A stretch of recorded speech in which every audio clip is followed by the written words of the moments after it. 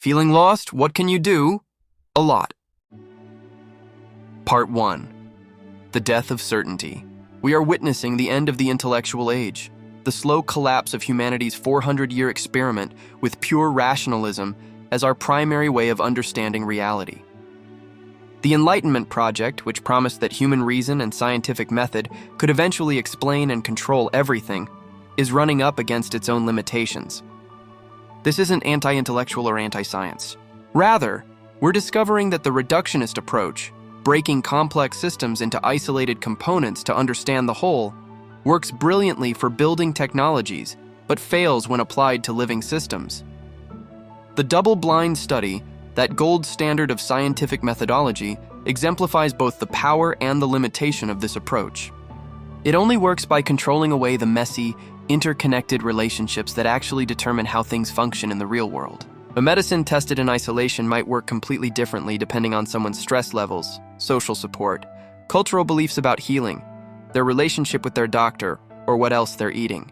But our methodology is designed to make all of that noise disappear so we can see the pure effect of the intervention. We've gained precision at the cost of wisdom.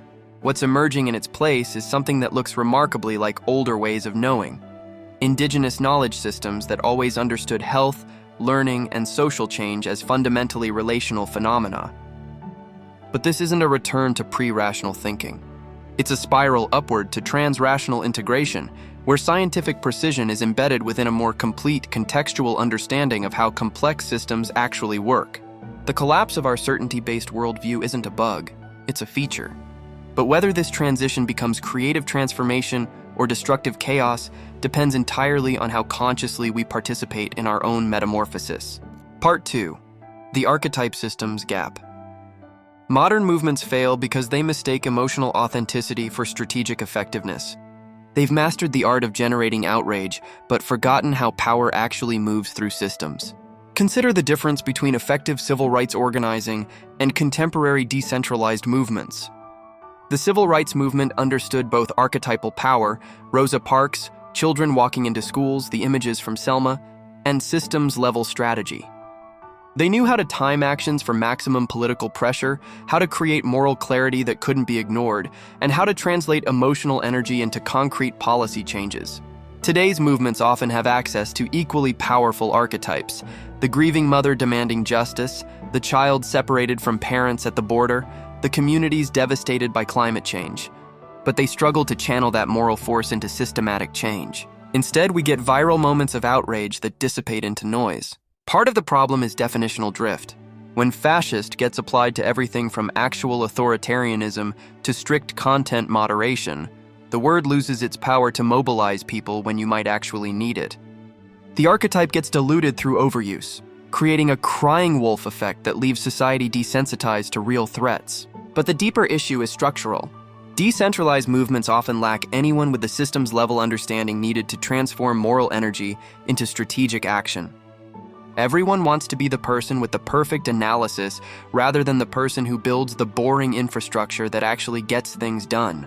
Effective organizing requires both archetypal understanding, knowing what motivates people at a deep emotional level, and systems thinking, understanding where to apply that motivation for maximum leverage.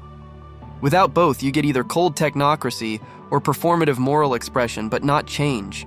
Part 3. The Single-Issue Coalition Model. The most effective path to systemic change isn't through grand unified theories or comprehensive ideologies. It's through focused, single-issue coalitions that can build concrete victories and then connect those victories into broader transformation. This approach sidesteps the exhausting coalition management that kills so many movements, trying to get 20 different groups to agree on everything before taking any action. Instead, you identify specific, concrete changes where diverse groups can find common ground despite disagreeing about almost everything else. Clean water, housing costs, healthcare access, internet privacy. Each of these issues can unite people across traditional political boundaries for different reasons, but toward the same practical outcomes. Environmental activists, parents worried about their children's health, fiscal conservatives concerned about healthcare costs, and libertarians focused on corporate accountability might all support the same water quality regulations, even if their underlying worldviews are incompatible. The key is starting small and building trust through shared victories, rather than trying to convert anyone to a comprehensive ideology. Once you've demonstrated that cooperation works on concrete issues, you can begin connecting single-issue coalitions into something more powerful. This model also allows for what we might call strategic humility, the recognition that effective organizing often requires working with people whose overall politics you might find objectionable, but who share your commitment to specific changes. The goal isn't to be the most ideologically pure person in the room. It's to be effective at improving material conditions for real people. The most successful organizers are often people you've never heard of. They focus on understanding what motivates the specific people they need to convince, building relationships that transcend political categories, and finding the pressure points where small, focused efforts can create disproportionate change. They think like systems engineers rather than moral philosophers. Part 4. The AI wealth redistribution. The coming artificial intelligence revolution will force the largest wealth redistribution in human history, not through moral awakening, but through pure economic necessity. The initial phase will seem like a victory for capital owners.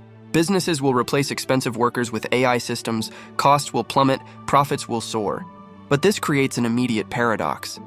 If AI produces everything and most humans can't afford to buy anything, who becomes the customer base that makes those profits meaningful?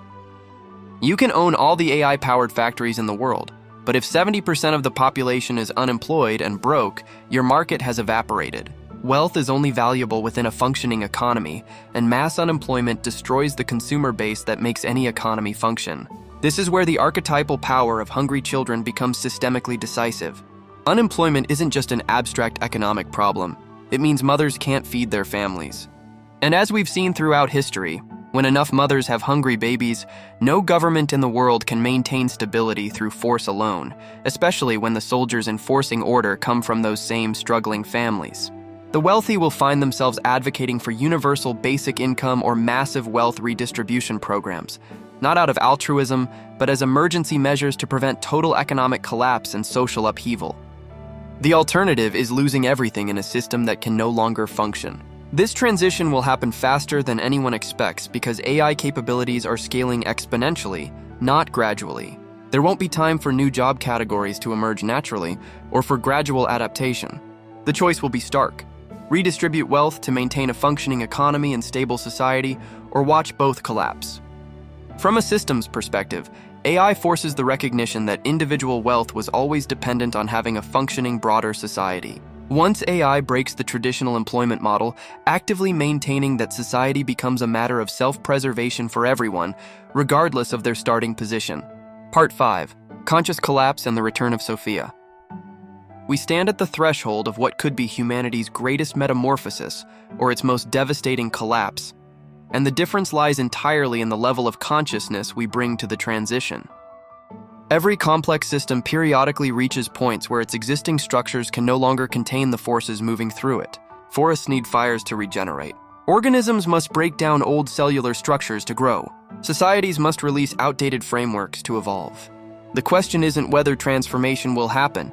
It's whether we participate consciously enough to influence what emerges. The breakdown of reductionist colonial thinking patterns isn't a mistake or failure. It's the necessary clearing that allows for integration at a higher level of complexity. We're being invited to rediscover what ancient wisdom traditions called Sophia, the deep intelligence that understands how to work with living systems rather than trying to control them through force. This return to relational thinking doesn't mean abandoning scientific precision or technological capability. Instead, it means embedding those tools within a more complete understanding of how complex systems actually function. Indigenous knowledge keepers, traditional healers, and system scientists are converging on remarkably similar insights about the primacy of relationship, context, and emergent properties. The future belongs to those who can read networks rather than hierarchies, who understand emergence rather than just causation, who can work with the grain of complex systems rather than against it. Not the detached, rational observer trying to control outcomes, but the conscious participant learning to dance with forces larger than individual will. This is why the current transition feels so disorienting. We're not just changing policies or technologies, we're changing the fundamental lens through which we understand reality itself. But that disorientation is also an invitation. In the space between the old certainties breaking down and new patterns crystallizing, we have unprecedented creative agency. The collapse isn't something happening to us. It's something we're participating in, whether consciously or not. The question is, will we show up as conscious midwives to our own transformation, or will we let it happen through us unconsciously? The difference will determine whether what emerges is more beautiful and integrated than what we're leaving behind, or whether we repeat the same patterns at a higher level of complexity and destruction. Thank you for watching. Please like and subscribe for more. Share to help the channel grow.